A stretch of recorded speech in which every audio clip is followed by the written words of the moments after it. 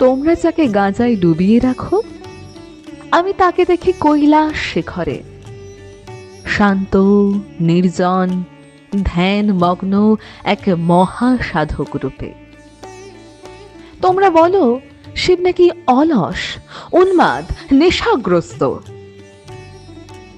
আমি বলি তিনি সেই নির্লিপ্ত যোগী। ভালো মন্দ এই দুই বিপরীত সত্তাকেই তিনি সমভাবে গ্রহণ করেন। যার জটায় গঙ্গা, যার কণ্ঠে জাগ্রত হলাহল, তিনি এই পৃথিবীর সমস্ত বিষ, সমস্ত পাপ, সমস্ত ভ্রান্তি নিজে ধারণ করেছেন, নিজেকে নিঃশেষ করে অন্যকে রক্ষা করতে।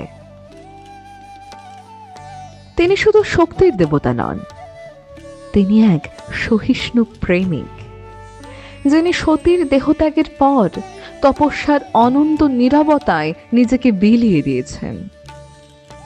পার্বতীর প্রেমে পুনর্জাগরিত করেছেন হৃদয়।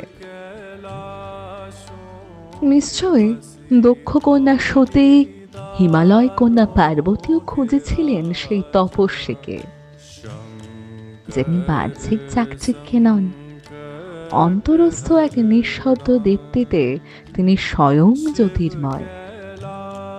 তোমরাই যাকে বানিয়ে তুললে নেশার প্রতীক, তাকে কি কখনো বুঝে দেখেছ যে চিত্রে তিনি বসে আছেন ধ্যান মগ্ন হয়ে?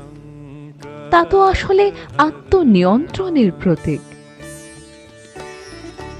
তিনি নিজের জন্য কিছু চান না, তার সাধনা অন্যের মুক্তির জন্য।